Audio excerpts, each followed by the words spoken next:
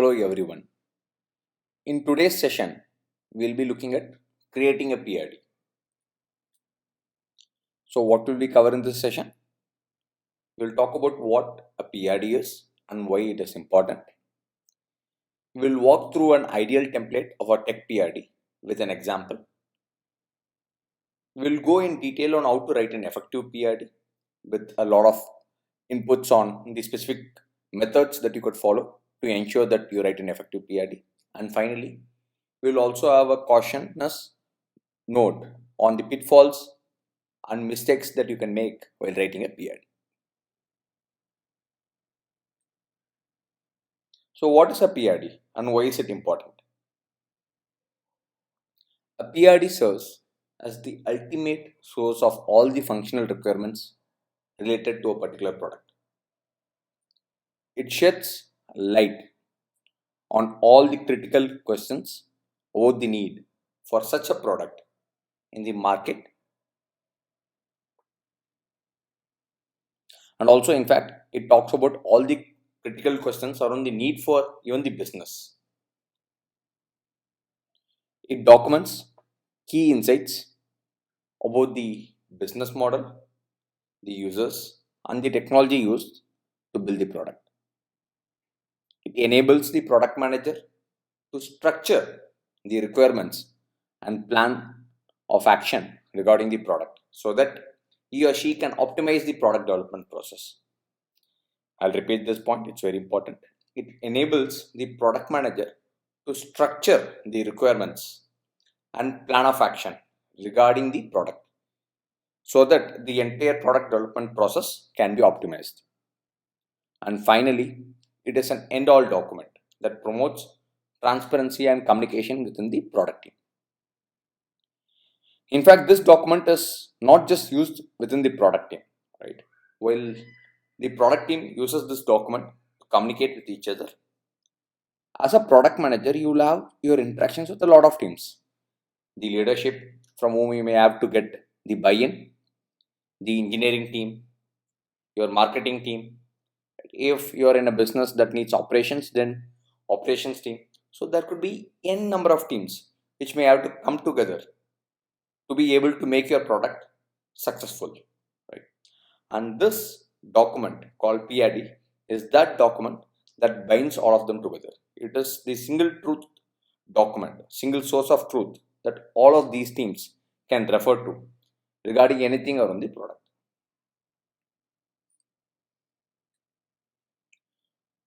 So let me give an insight into what an ideal PID contains, right? The template, and I will try to walk through this entire template with an example so that it becomes clearer.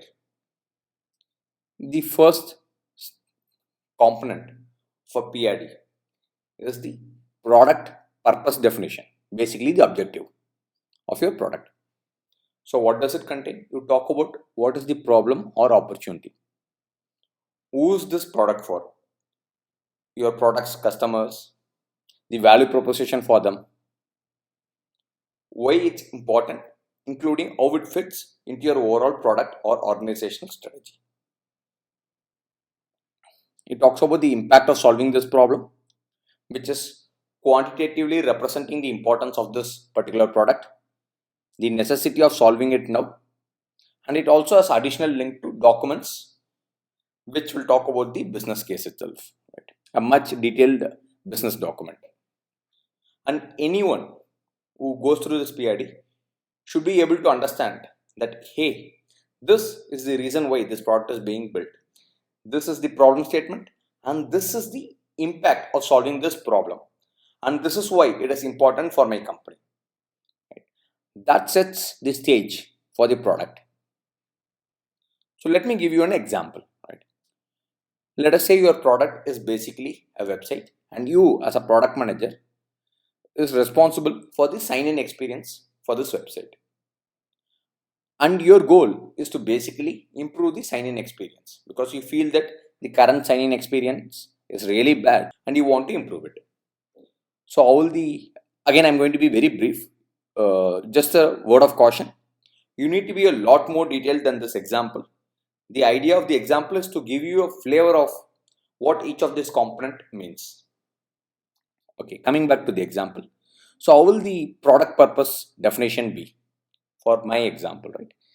The problem statement is basically simplify user sign-in experience to the website. Why is it important? It is important because it affects users coming back and using the product. There is a 5% customer drop off due to this current feature. Essentially, the current sign-in experience is actually causing a 5% customer drop off. So that is the potential of impact. If I fix it, I can actually improve this customer drop off and reduce it by maybe 4%, which means that I will actually bring a lot more revenue for my company. And who is this product for? It's basically a product for all my users who are actually non-tech savvy. Right?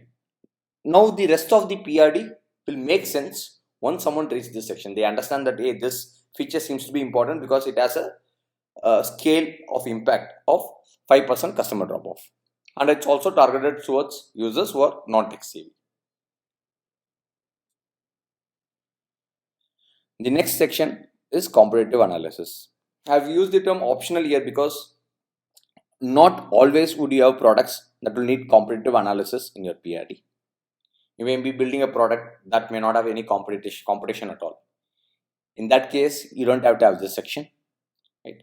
Or it could be just an improvement of your existing product where it may not make sense to even do competitive analysis. So that's a judgment call. But typically, if you're launching a new product or a product that has competition, you need to detail out the competitive analysis so that the others can understand the risk of this product succeeding in the market. So going back to my example, how will the competitive analysis section look for in the PRD? So the product was the sign-in experience for my website, correct? So I'll go back to the competitive analysis example. A famous competitor website in the similar space as third-party sign-in through Google.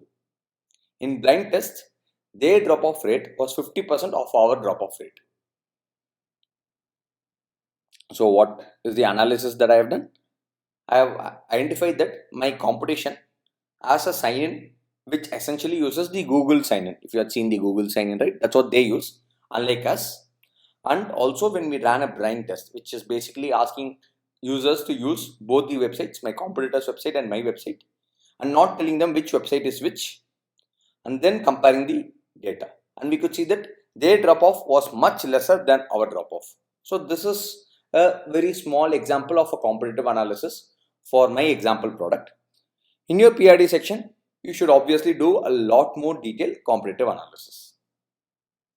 The next section in the PRD would be the success metrics that define your product success. This becomes important because people will understand the measure of success for your product. Otherwise, how do you define success? Even if you are successful, you won't really know how to define your success, right? So for my example, the success metrics are two. One is a direct decrease in the user sign-in page drop-off. Right? Anyways, that was the reason why I'm building this. And I also know that is the major impact I will get. So that is one success metric.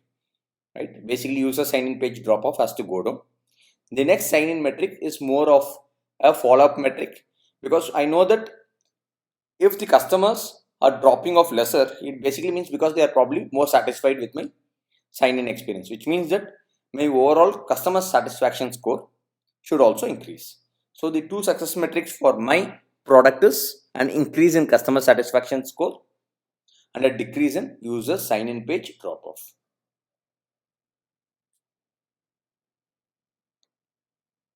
The next section would be listing assumptions about users, the technical constraints that exist, and the business goals, if there are any.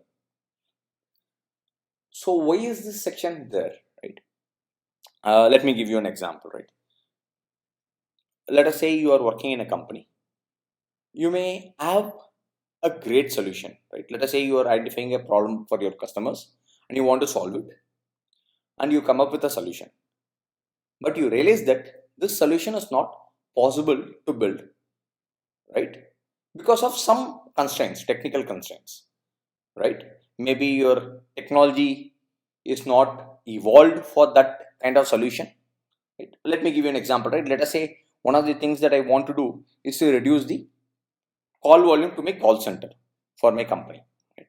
So I'm the product manager for that product where customers can reach out to the call center, right?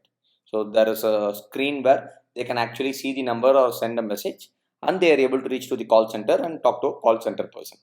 Now I want to reduce this volume, so I come up with a product. I know that this is a big problem and I want to basically reduce it. So my product is basically a very smart artificial intelligence based system, which whenever a customer calls this number, instead of a human answering, my intelligent system will actually talk like a human, almost like your Alexa, right? And be able to answer all the questions of the customer.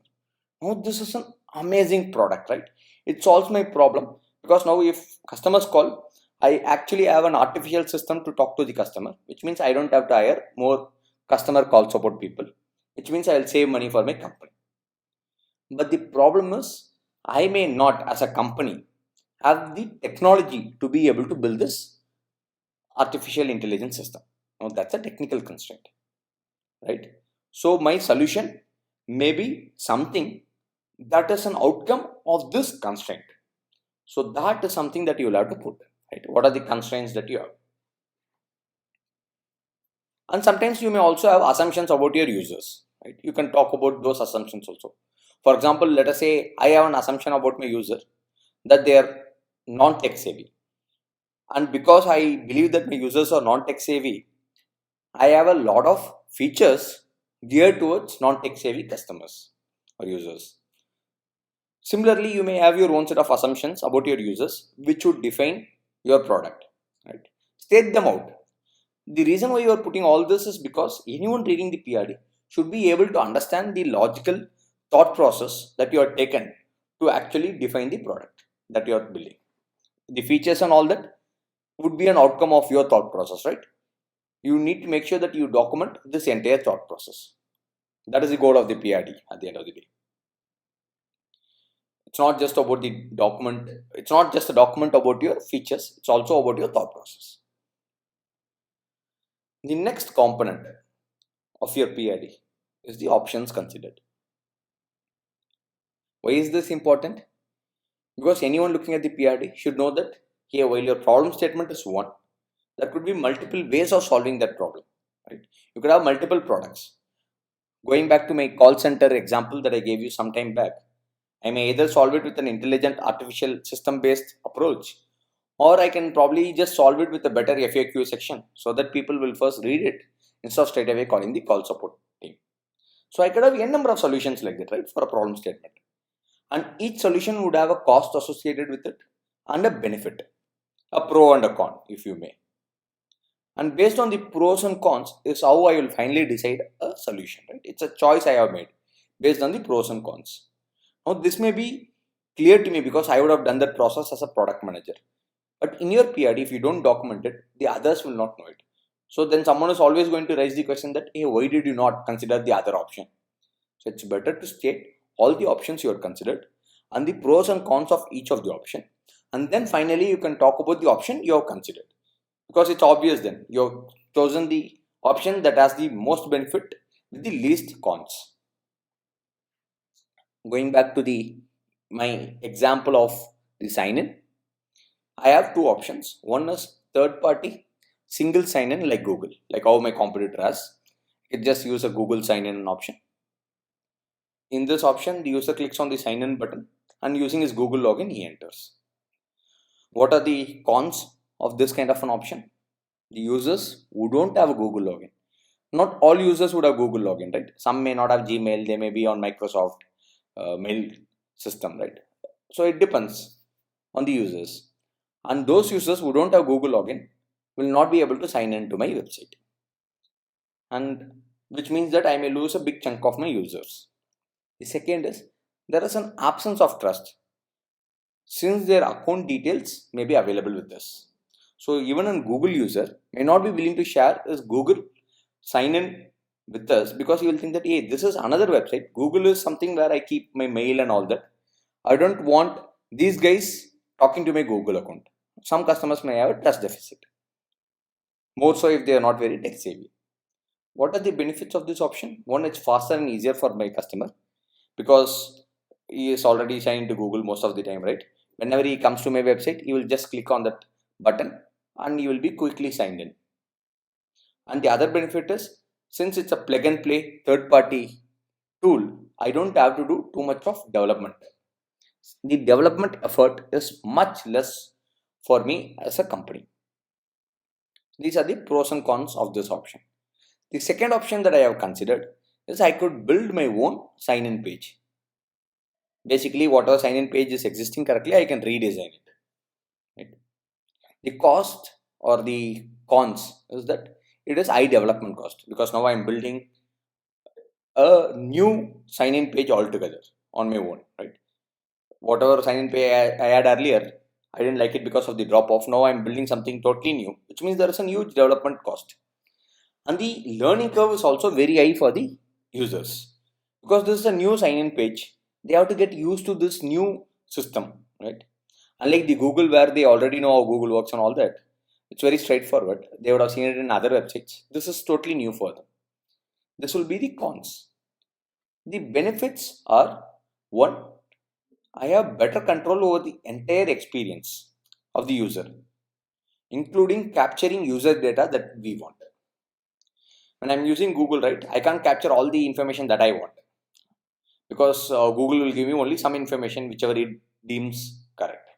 For example, let us say I want to know which of the customers check out some help section I had kept, right? Maybe I'll not get that information. Or I may want a little bit more detailed information on the demographic data about my sign-ins. Maybe Google may not share that data. When I'm building my own system, I have control over what kind of data I can capture. And also the entire experience. I am not dependent on Google's experience, right? I can't really control how Google has its sign in. But in this, I can decide based on my user persona the type of experience that I want to give my users. The second important benefit is all types of users to my website can use it. Right? I am not dependent on only users who also have a Google account. And from this, I would have chosen one option. The option I choose is the sign-in page built by us, a redesign. The reason is because we know that our users are not majorly on Google already, which means that I can't just use Google option. I will end up losing a lot of my other users. The other is I want a lot more control on the user experience, because I understand my users.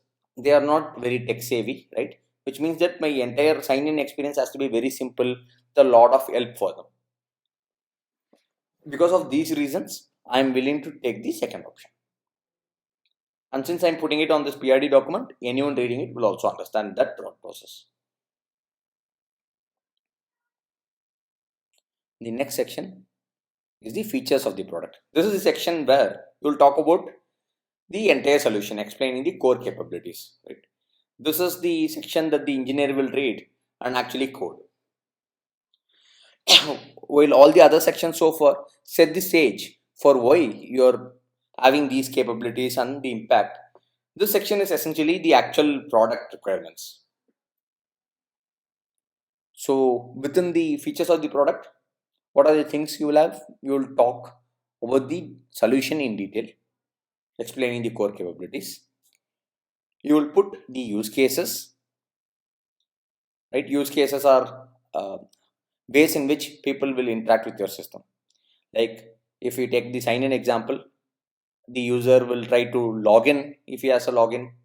The user will try to register if he does not have a login. The user, if he does not know how to sign in or does not understand this process, will look for help. So these are all use cases, right? I'll talk about what are the ways in which people will use this system. You will add all the designs, wireframes that you have, basically the look of the solution, so that when the design developer, right, the front-end developer basically can look at these designs and implement it in the system. And then finally we'll talk about the information that needs to be recorded. for you to be able to see later on number of people who signed in and all that, right?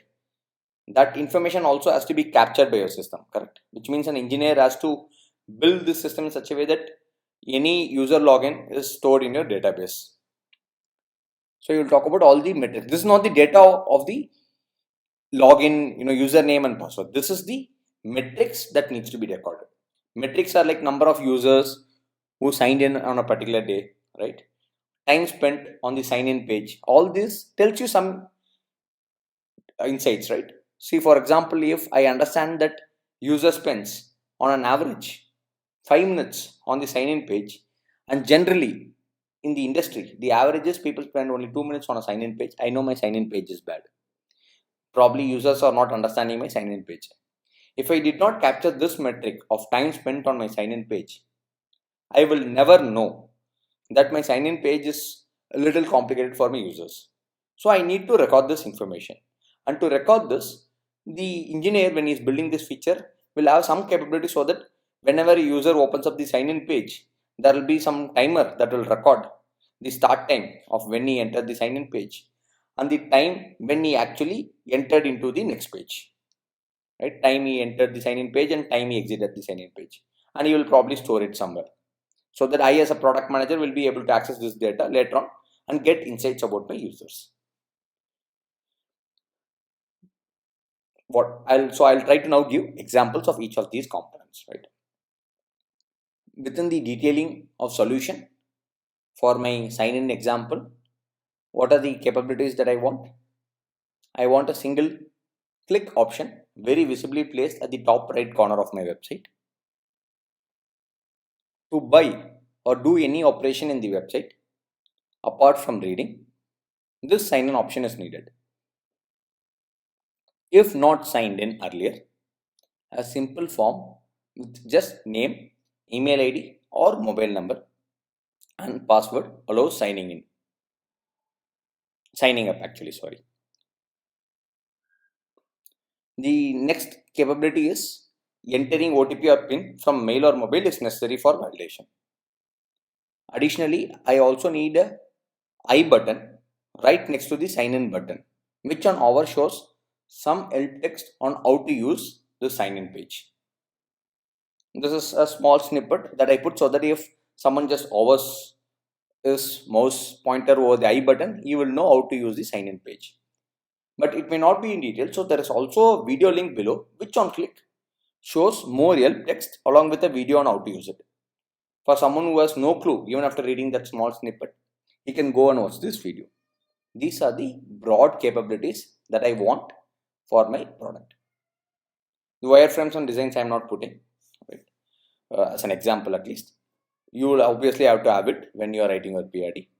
And the metrics that I want to be recorded are time user spends on the sign in page and the number of users who drop off from the sign in page. One is to, because I told you one of the goals was also to improve the customer experience, right? So I want to make sure I capture all the information that will allow me to give the best customer experience for my users. So I'll capture the first metric. The second metric is obviously the metric that I'm trying to anyways impact. So I need to record that information to be able to measure whether I have built the right product or not.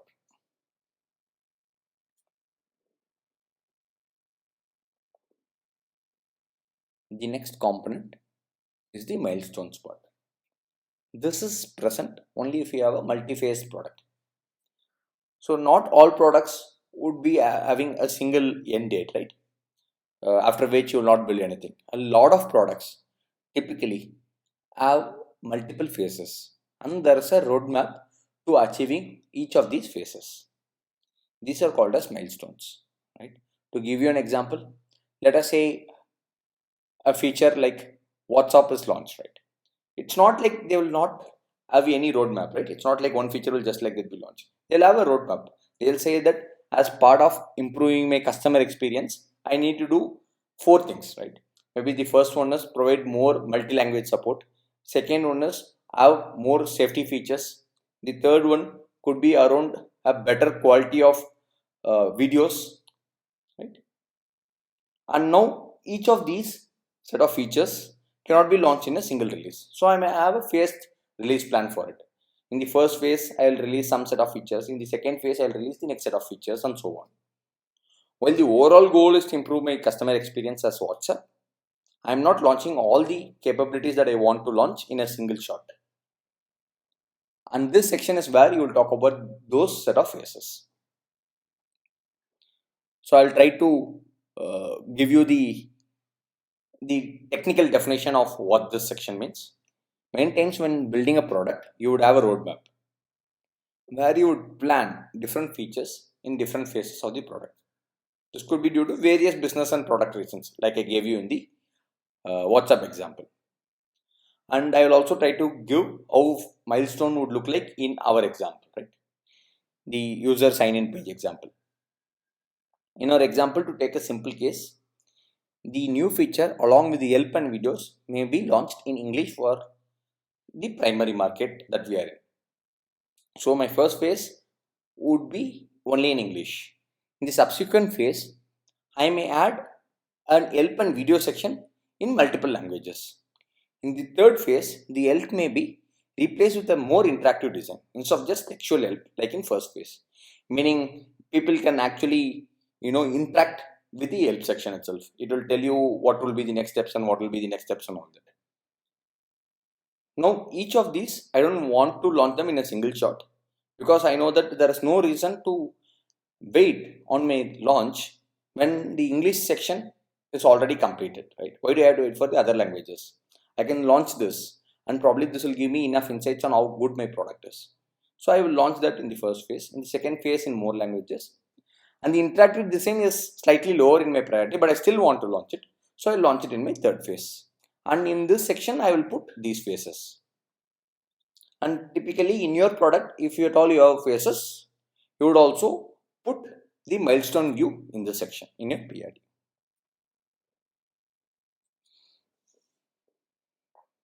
The next section is the release criteria. The release criteria basically talks about what are the conditions under which this product will be released to the world.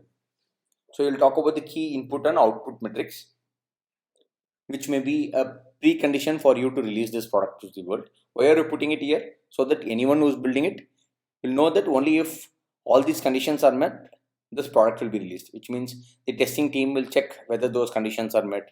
The engineering team will build accordingly. And the ops team, business team, depending on which teams are involved in the launch of your product, all of them will work with these criteria. You will also have reliability and performance metrics. I'll give you some example of reliability and performance metrics.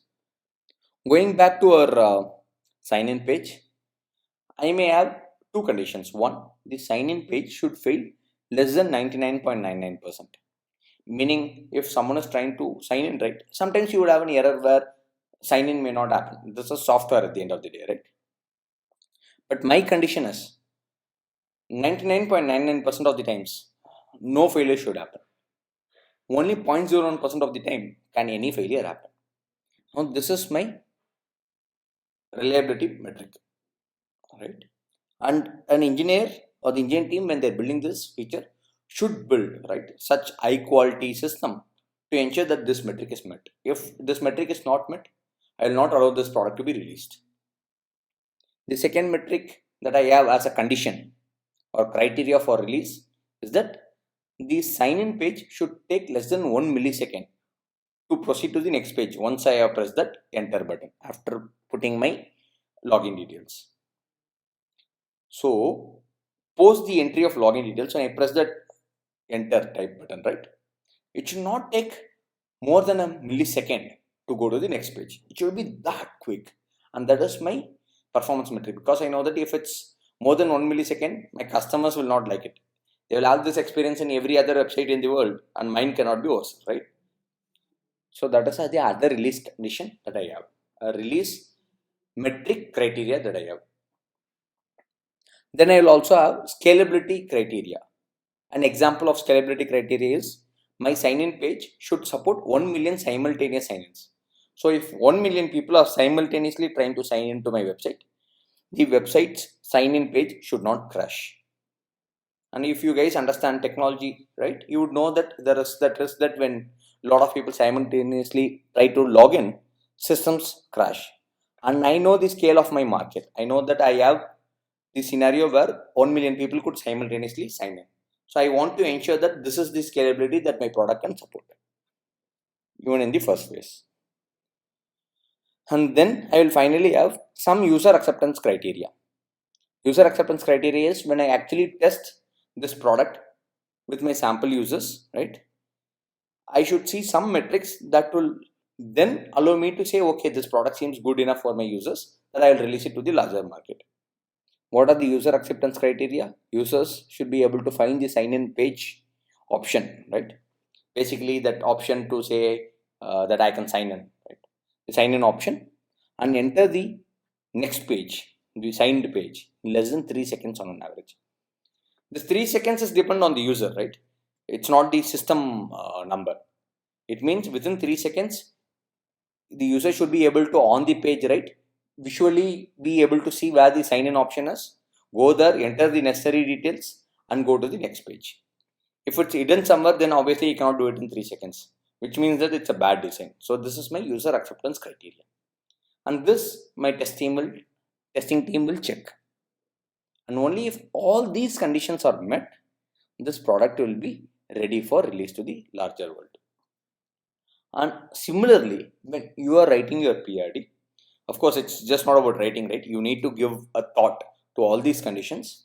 You need to think of all the criteria that you think are important for you to be met before you can release the product to the outside world, and put that in your PRD so that the people responsible for the launch will be able to make sure that all the release criteria are met.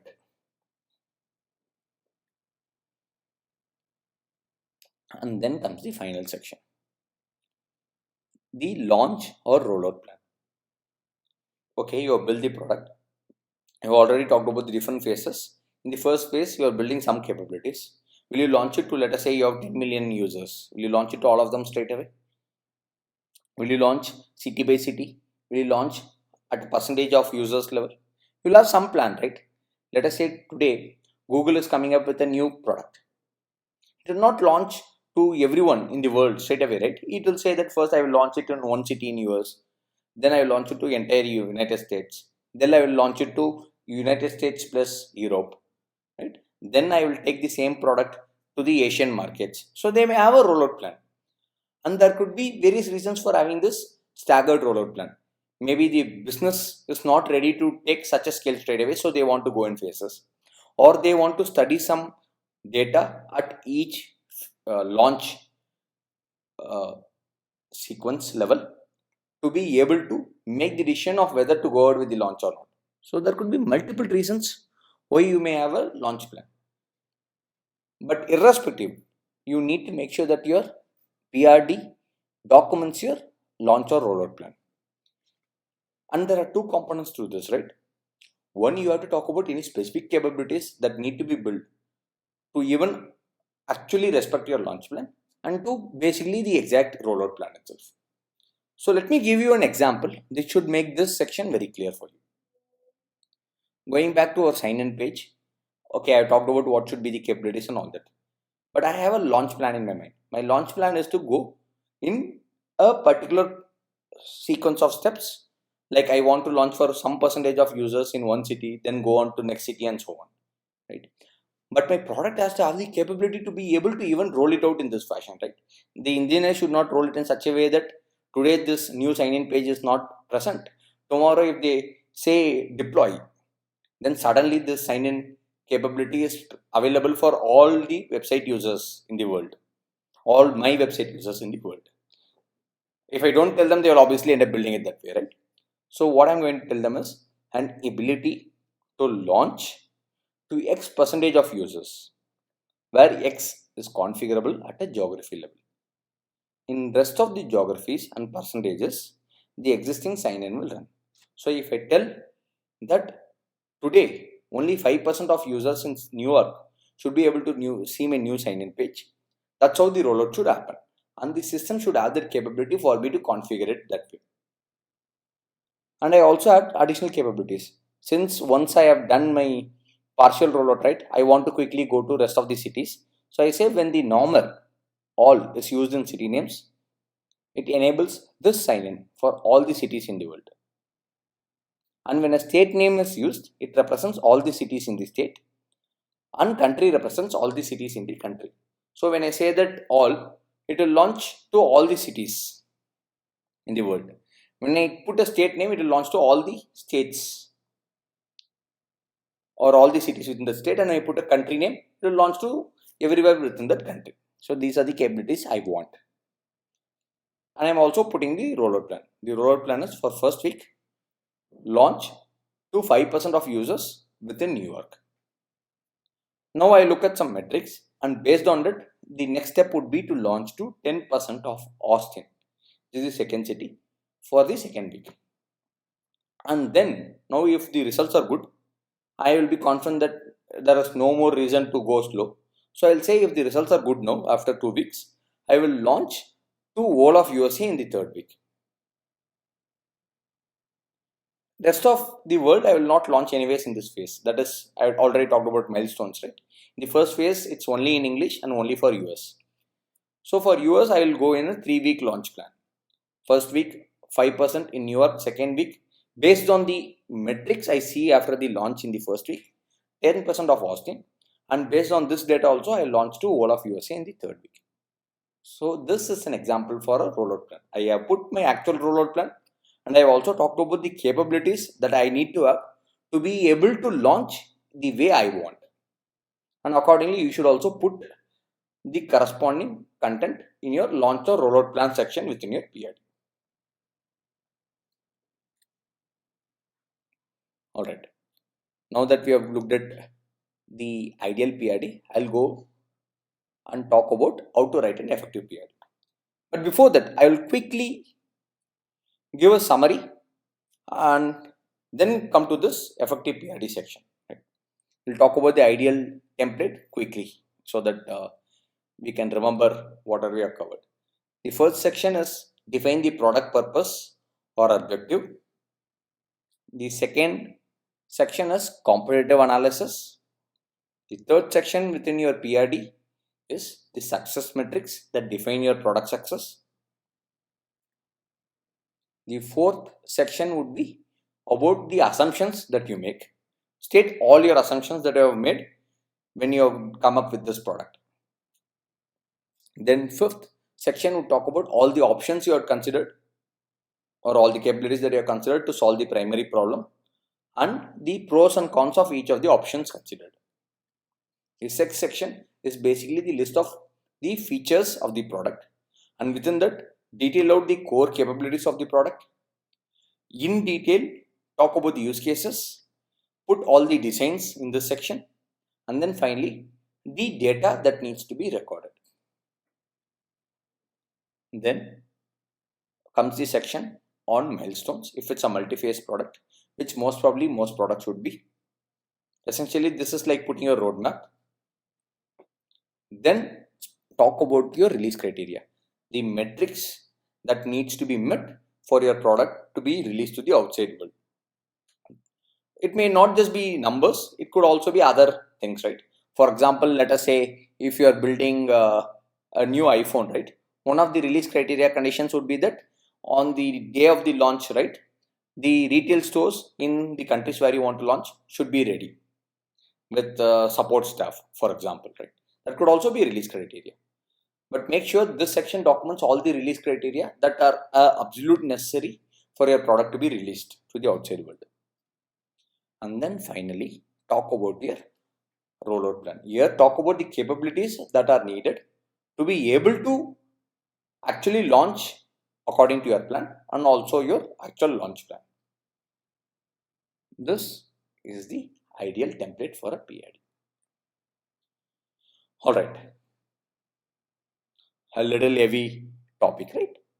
All right. Now let's come back to how to write an effective PID. I'll put it in just 3 very important steps, right? The first one is do your homework. Ensure you do proper pre-work of understanding your customers, their use cases, the problem space, competition, and the constraints. Remember, the PRD is not written in a single sitting. It's not like you'll sit and complete your entire PRD in 2 hours, right? There's a lot of groundwork you'll do. You'll do your research. You'll do user research initially. You will understand your customer pain points, right?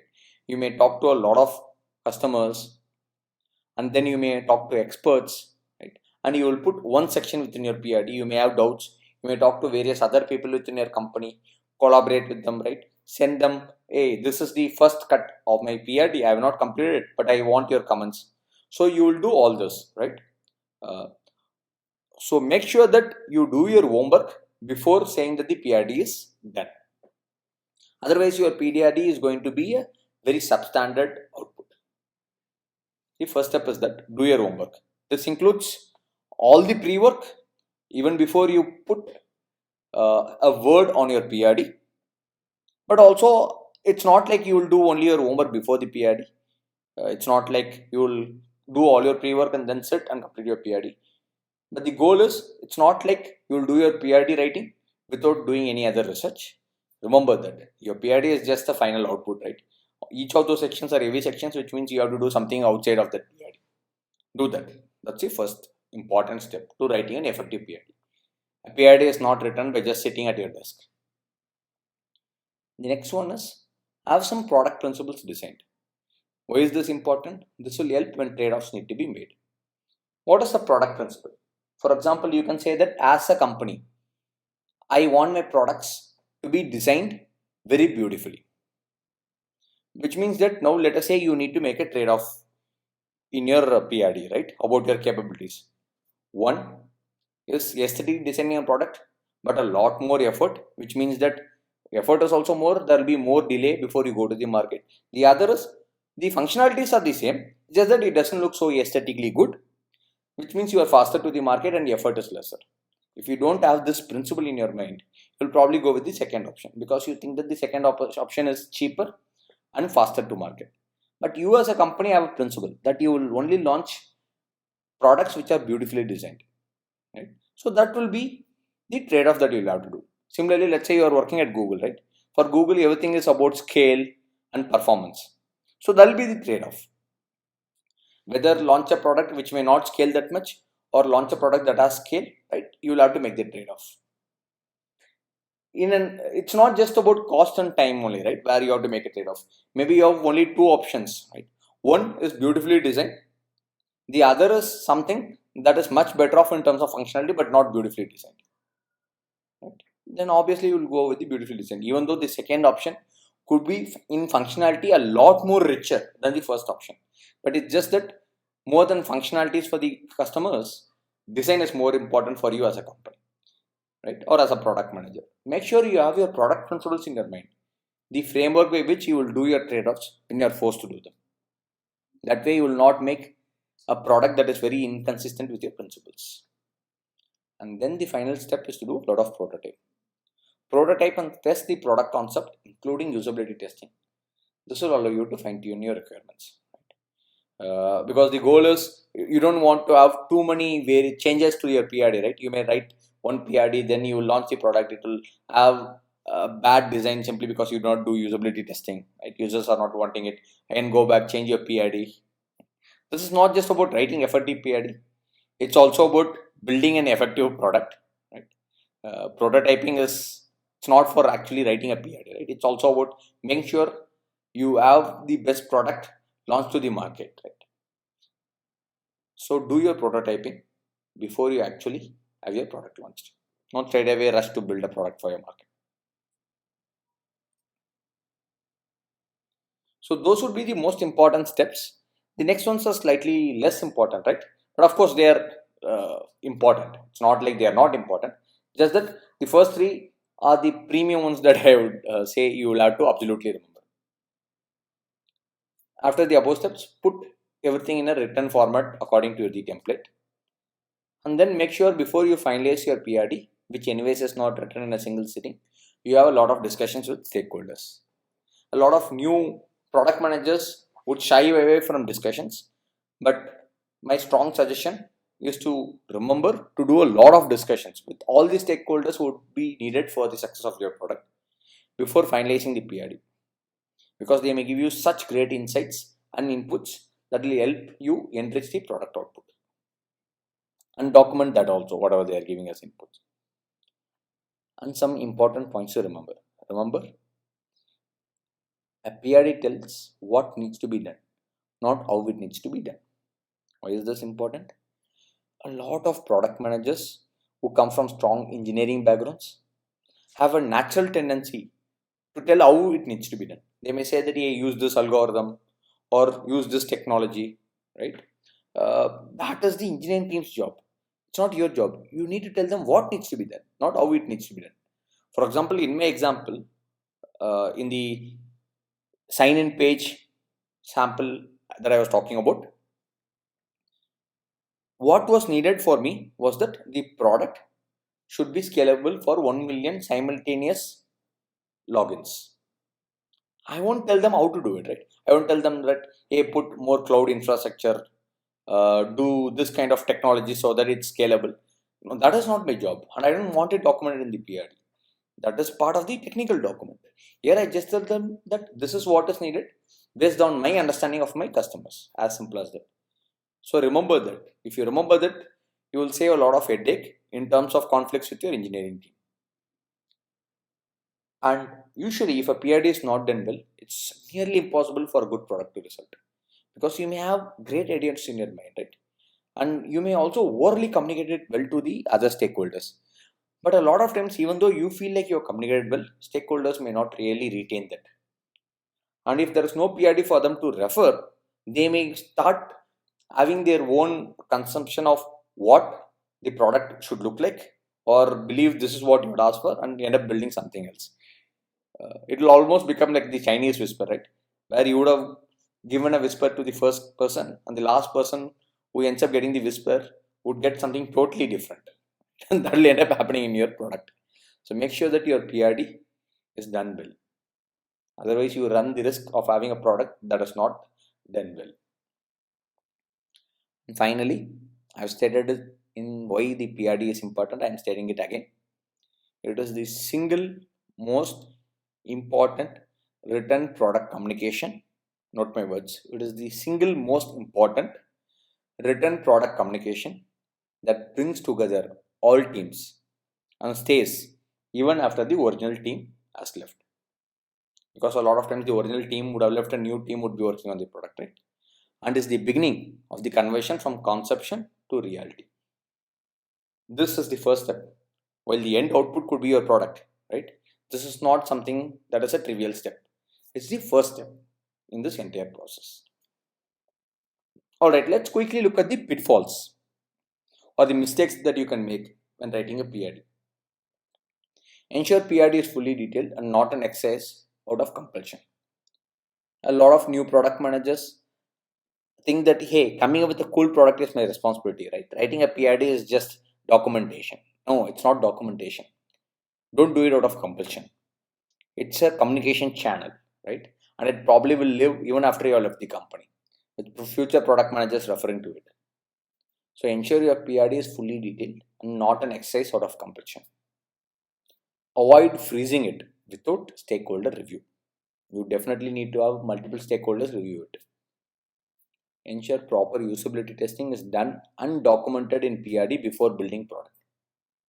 Because without that, tomorrow, if let us say you have a scenario where the product fails, right? You would have no one to blame apart from yourself. But once you have done your usability testing, the proof is out there. Everyone knows that you have gone ahead with the product because you are done in the usability testing, and you know that these are the ones that the users wanted, and you would have incorporated that within your product. Focus on the what than the how. We had already talked about this. Strike a balance and ensure requirements is neither too engineering driven or customer driven. Sometimes you will end up something that is very customer driven, right? Without giving any thought to engineering. That doesn't mean you talk about the engineering components and all that. It's just that you try to keep a balance in your capabilities, right? For example, if you have seen my PRD, I talked about engineering items, right? Like scalability and all that. and more specifically within the rollout plan, how the configuration should look like. It had nothing to do with the customer, right? It was purely an engineering capability so that I can launch in the way I wanted. But I also had customer driven capabilities like help section and all that.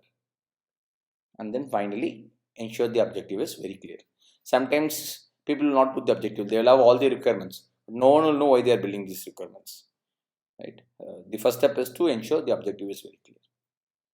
All right. So to quickly give you a summary, the PRD is the most important written document that you can have as a product manager.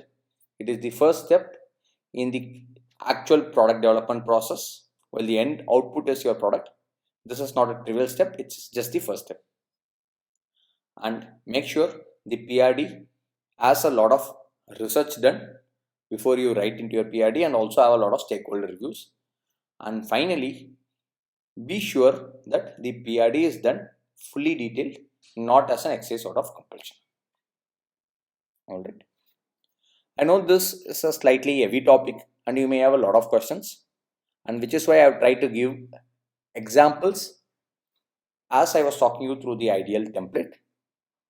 But the goal here is not to make you write amazing PRD straight away once this session is done, but to give you an insight into what goes into making an ideal PRD. And hopefully you will go do your research, start implementing whatever you have learned, and over a period of time you will become amazing product managers who also write great PRDs that are looked at by a lot of other folks. All right, thank you. And of course, before I forget, as always, feel free to ask your questions in the comment section. Thank you.